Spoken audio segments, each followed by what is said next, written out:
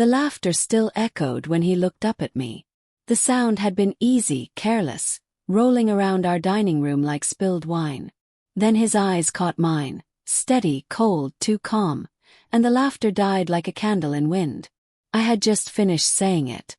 Daniel can't even fix a shelf without watching 3 YouTube tutorials first. Harmless jab, I thought. The kind of thing wives say in front of friends to lighten the mood, to sound relatable. But when I said it, something shifted in the air. Everyone laughed except him. He didn't even smile. He just sat there, watching me with that quiet, unreadable expression.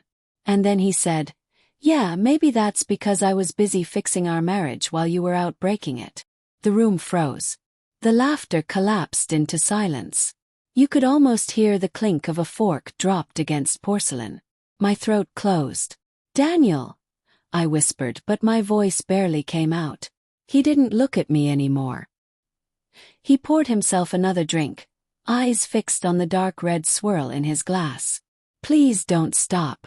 I think they were enjoying it. There were 8 of us there. 2 couples we'd known for years, my sister and her fiancé, and Daniel's colleague Mark with his wife.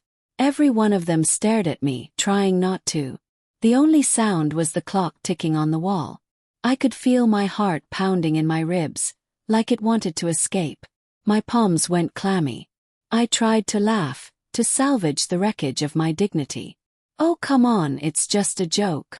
But Daniel set his glass down hard. "A joke? You've been making jokes about me for months. Dinners, work parties, to your friends. You laugh about me like I'm some inconvenience." "Daniel, stop." I could feel my face burning. "Not here."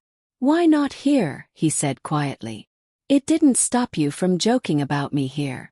No one moved. Mark's wife stared down at her plate like she wished she could disappear. My sister reached under the table and squeezed my hand, but it didn't help. My world was already caving in. Then Daniel stood up. "Dinner's great, everyone. Enjoy." He grabbed his jacket and walked toward the door. The sound of it slamming felt like the final note of a song I didn't realize had been ending. When the guests left in awkward silence, I sat in the quiet ruins of our evening. The candles had burned low, the food untouched. The wine had gone bitter on my tongue. I went upstairs, heart hammering, half angry, half terrified. He was in the bedroom, sitting at the edge of the bed, staring at his hands. The suitcase beside him made my stomach drop. "Where are you going?" asked, breath-catching. He looked up slowly. His eyes were red, not from rage but exhaustion. "You know, I used to love how you made people laugh. It made me feel proud to see you light up a room. But lately, you've been lighting them up at my expense." I shook my head, tears gathering fast. "Daniel, it's just how I cope. You know me. I joke when I'm nervous, when you're guilty." His tone cut through my words like glass. The air thinned. "What are you talking about?" He stood, voice trembling just enough to betray how much he'd held in. "You left your messages open on the iPad. You told him he makes you feel alive again." His voice broke slightly on that last word. Alive. It felt like the floor disappeared beneath me. The room spun. "Daniel, don't." He closed his eyes, swallowing hard. "Don't insult me with another lie." The room smelled faintly of his cologne and the lemon soap he always used. I could see the drawer he'd left half open, shirts folded with precision. It struck me how quiet it was, how the absence of his usual hums, his laughter, his soft steps, was already unbearable. I sank to my knees. "It wasn't what you think," I said, and the words sounded pathetic even to me.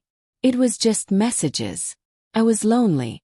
You were distant and you thought texting someone else would fix that?" His voice trembled. "You could have told me. You could have said anything. But instead you joked. You made me the fool." I reached for his hand, but he pulled away. He looked down at me, eyes full of sorrow, not anger anymore. "You know what hurts most," he said softly. I was still trying. Even after everything felt cold. "I thought if I worked harder, you'd see me again." Tears burned down my cheeks. Daniel, please. He picked up his suitcase. You've already ended it. I just didn't see the punchline coming. And then he left. I sat there for hours. I couldn't move. The clock kept ticking like a cruel reminder that time still existed even after your heart stopped.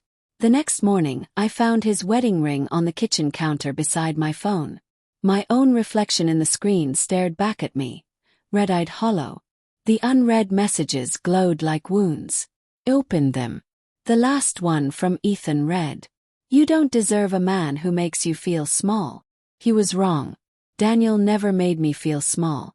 I did that all by myself. Weeks passed. The laughter at dinner parties stopped. The house grew quieter. I deleted the messages, blocked the number, and tried to piece together how it had all unraveled so fast. Sometimes I'd hear the echo of that night. His calm, devastating words, and feel them all over again. I realized then it wasn't just about cheating. It was about cruelty wrapped in humor, distance wrapped in pride. About the small betrayals we justify because they're easier than admitting we're unhappy. I told one too many jokes. And one of them finally told the truth. When I laughed that night, I didn't realize I was already the punchline.